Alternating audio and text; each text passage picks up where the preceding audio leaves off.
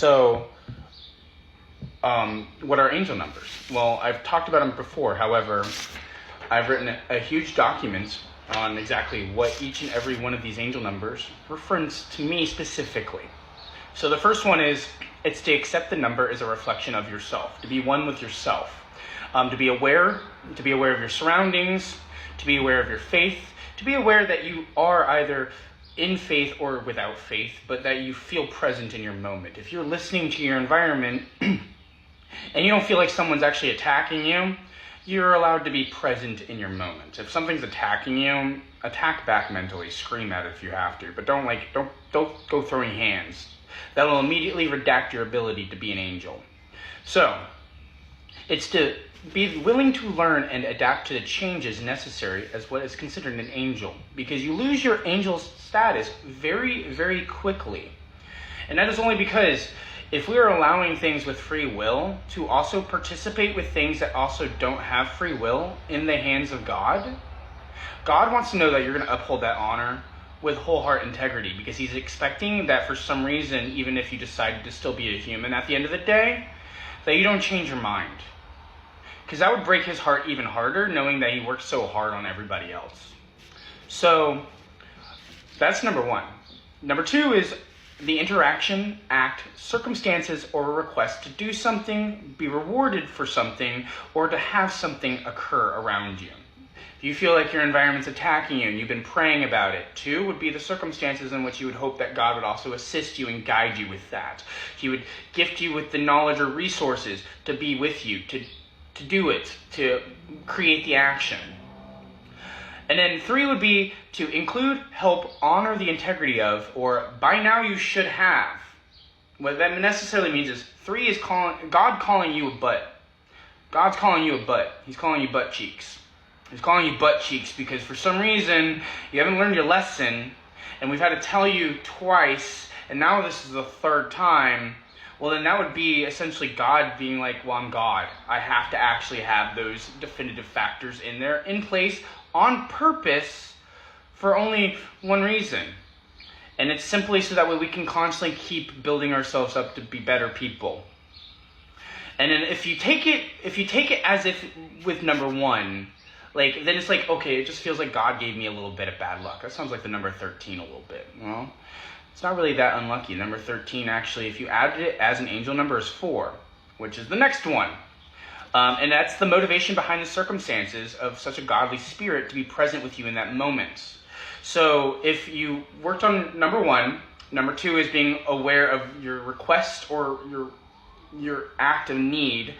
3 is to include or honor, or else there will be circumstances that causes things to be aware that there is a godly presence also present for those circumstances. And then 4 is, well, to go ahead and actually be aware that maybe, if anything, this might be a bigger issue. If the issue hasn't resolved by then, if there is an issue or a request or a wish or a demand, if your demand is to actually be more angelic, you're going to always sit at that 4. That's a table.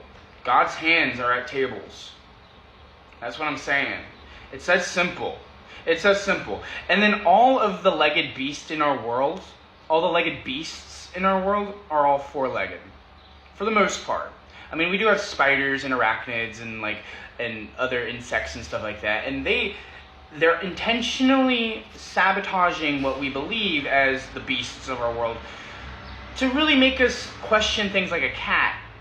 But cats are still 4-legged. So, moving on to 5 is considered the last-ditch effort for God or an angel to effectively attempt to make a change in some circumstance. And then if it is you, and you are trying to change something like a habit, well then, that is effectively God throwing you back to number 1 if you haven't done it yet. And that is because God hasn't given up on you. Or if it is an act of like a rebellion in hell, that is God effectively cutting the cord and then leaving you in the stagnant of nothing.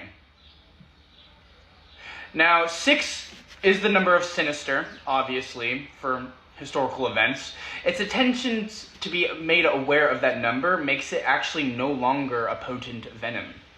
Yeah, it still hurts to see that number because everyone's got a little bit of sin in them, including in our taxes. A lot of stuff that gets sold, if it's for some reason unnecessary prices, if you do angel numbers with it, a 6 will show up in it. However, a lot of stuff on clearance or on sale, especially if you're like concerned, you're like, I really don't know, and you don't know how to do math that well, do the simple angel number, and the angel number will help guide you as to whether or not it's a better price or not. Just a better prize. It might not be the best for your bang for your buck, but it might be actually what God would actually assist you with.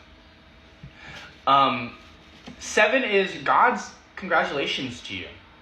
That he sought you, that you sought him, that you have been working on the angel numbers, and if you see a 7, congratulations. That means there's a congratulations in order for some reason or another. And then God will automatically, because you are aware that that 7 is an angel number, throw you to number 1 on purpose. Because now that you're aware it's an angel number, and now that you are aware that you are getting congratulated by God for it being an angel number, God wants you to participate in his chessboard. It is up to you as to whether or not you will actually participate. However, it will very much make him demoralized that you wanted to be an angel for a moment, but only for a moment. I was exactly at 7 at that exact moment. That was cool. 8 is the expanse of 6, but with hope still involved. It's essentially saying infinity, but infinity is like infinite. And infinity and infinite does make people feel very, very small, and it gives a lot of people anxiety. So the expanse of infinity is actually quite, unfortunately, terrifyingly perpendicular to 6. It's considered what God would consider 6 to humans because it's too much of our knowledgeable base. However, a lot of scientists and stuff like that, they love the idea of infinity. Who doesn't? Who loves the idea of not being able to live forever, or to at least have their legacy move on?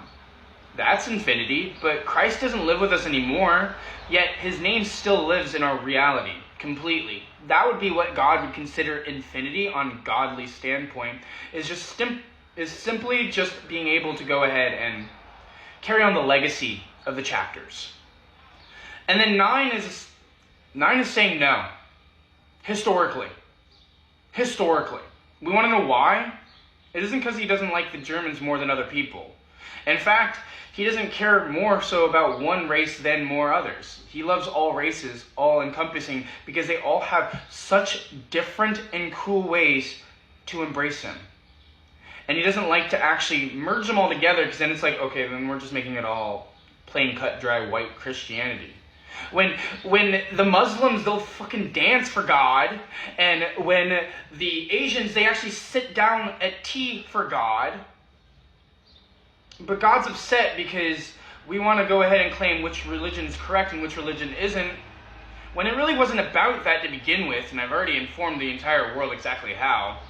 So 9 is saying no on purpose, because we threw a bunch of Jewish people into concentration camps, and all they kept hearing was no, over and over and over again when they asked to be released.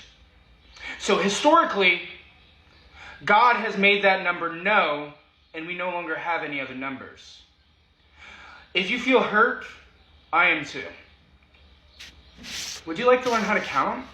That'll be in my next chapter.